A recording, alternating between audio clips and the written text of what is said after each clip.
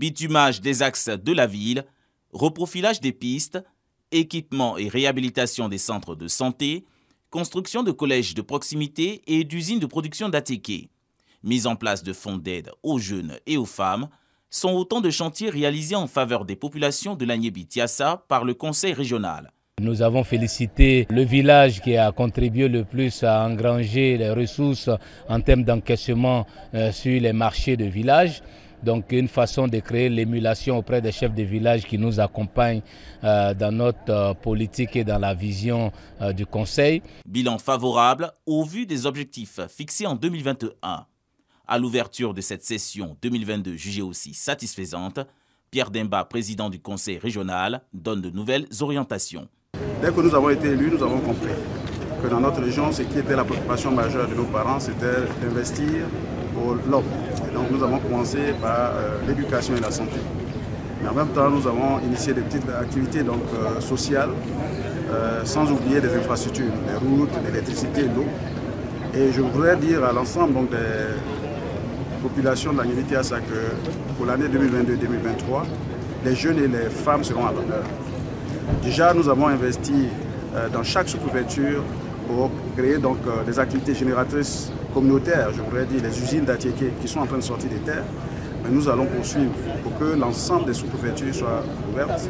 La pauvreté est visible et très forte. Et là, au niveau du conseil régional et avec le président qui fait beaucoup de choses, nous aidons autant que faire se peut les populations les plus vulnérables, les populations en difficulté majeure, maladies, accidents et autres. Cette première session a été l'occasion pour le président Pierre Demba de reconduire les membres et les différentes instances qui composent le conseil régional. 3 milliards de francs CFA, ainsi se chiffre le budget de l'année 2022. Et il permettra d'achever les chantiers en cours.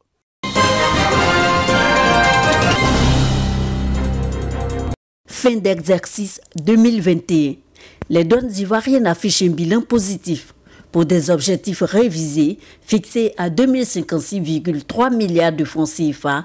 Les douanes réalisent 2218,8 milliards, soit une plus-value de 162 milliards 300 millions de francs CFA. Le directeur régional des douanes du Nord, le colonel Ibrahima Kamarati, de retour du séminaire bilan 2021 des douanes ivoiriennes tenu à Abidjan le 25 janvier dernier, fait le point à ses collaborateurs au cours de cette rencontre à Korogo. 2127 milliards, en ajoutant toujours la taxe CIR, nous avons réalisé combien? 2302 milliards. On en déduit également une plus-value d'environ plus de 174,7 milliards de francs CFA. Et vous, à la direction régionale de Korogo ici, qu'avez-vous fait? En début d'année, l'objectif assigné à la direction régionale de Korogo était de 12,4 milliards de francs CFA. Et en fin d'année, nous avons réalisé 12,6 milliards de francs CFA. Des points de satisfaction. Et cette rencontre de Korogo propice pour la présentation des objectifs nationaux et locaux. Un autre point de la rencontre d'Abidjan. Pour l'année 2022, la somme de 12,8 milliards ont été assignés à la direction régionale de Korogo, qui est répartie entre les différents bureaux, à savoir les 4 bureaux qui sont ouverts au dédouanement. La stratégie mise en place est toute simple, est résumée dans ce qu'on appelle le plan d'action stratégique, qui est une instruction gouvernementale et complétée par des stratégies internes mises en place, à savoir renforcer la vigilance au niveau des corridors, renforcer la vigilance au niveau de la prise en charge des marchandises et surtout la lutte contre la fraude et la contrebande. Vigilance donc dans un contexte sensible. Fermeture de frontières voisines du Mali et du Burkina Faso. Impact de la Covid sur les échanges commerciaux et révision du prix du fret maritime, entre autres. Toutefois, les douaniers réalisent ici leur volonté et résilience pour préserver l'économie nationale. La direction douanière du Nord, basée à Korogo, couvre les régions du Poro, du Tchologo et de la Bangui. Une direction classée 2e nationale sur les 6 directions que compte l'administration douanière. La salle de conférence de la préfecture de Daoukro comble. L'ambiance y est studieuse. Les membres de la communauté éducative de la région de Lifou mobilisés. sont venus s'imprégner des nouvelles réformes relatives au COGES, Comité de gestion des établissements scolaires publics. Si les parents d'élèves désormais ne devront plus s'acquitter des cotisations exceptionnelles aux primaires et dans les lycées et collèges, le COGES en tant qu'instrument au service de la bonne marche de l'école demeure, mais devra fonctionner différemment. Dans un discours franc, les membres de la délégation issue de la direction de l'animation, de la promotion et du suivi des COGES et de la direction des écoles, lycées et collèges ont élucidé les différents points contenus dans les nouvelles dispositions prises par l'État. L'objectif est d'amener tous les membres de la communauté éducative à connaître la mission et les charges des COGES et en faire un véritable instrument au service de l'école ivoirienne. Désormais, COGES et personnel de l'établissement doivent se donner la main pour qu'il y ait la paix dans l'école, pour que tous les défis soient relevés. Et le défi que nous avons, c'est l'accès, la qualité et la bonne gouvernance. Ce sont au total 30 milliards qui seront alloués au COGES. 18 milliards proviennent de l'État et 12 milliards des collectivités décentralisées. 4 milliards 700 millions de francs CFA ont déjà été alloués pour le premier trimestre de cette année scolaire 2021-2022. Les émissaires du ministère de l'Éducation nationale et de l'alphabétisation exhortent les différents COGES à utiliser les fonds mis à leur disposition de manière optimale, rappelant que ces structures feront l'objet d'un contrôle plus rigoureux au nom de la bonne gouvernance.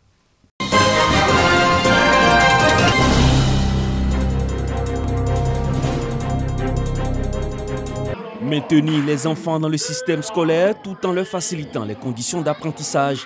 C'est ce qui justifie cette initiative du roi de Bounan, Négué Bilima, en dotant l'EPP Saillé d'une cantine scolaire et des kits alimentaires. Une infrastructure qui permettra aux apprenants de se consacrer à leurs études.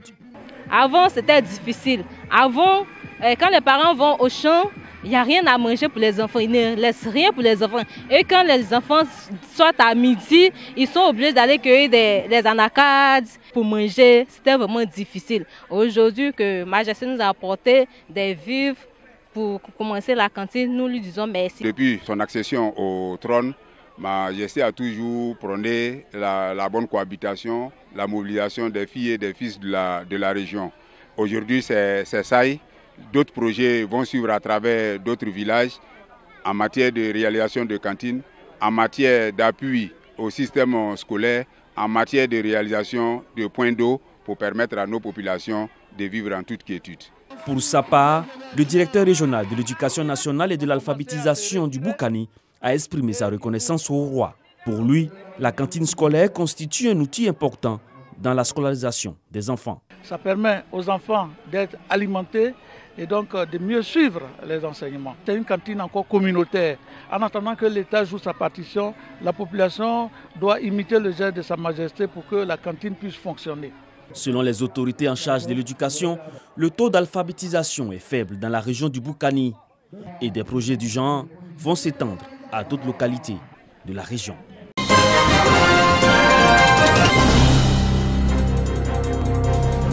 Parade et procession des enfants de la maternelle dans les rues de Bouaki.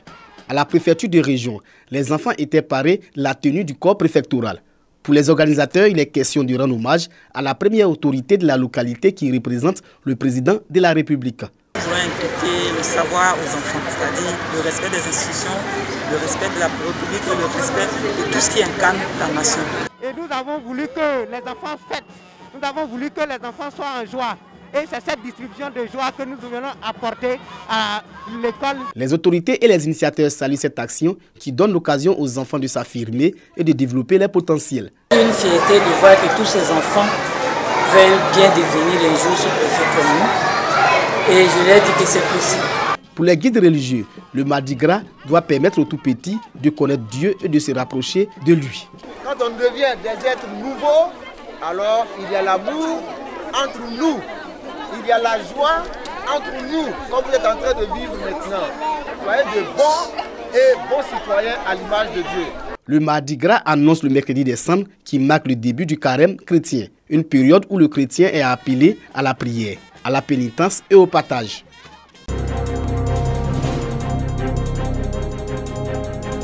Au nom du Premier ministre, je déclare clos la 4e édition du Festival de San Pedro dédié à la promotion de la culture, au vivre ensemble.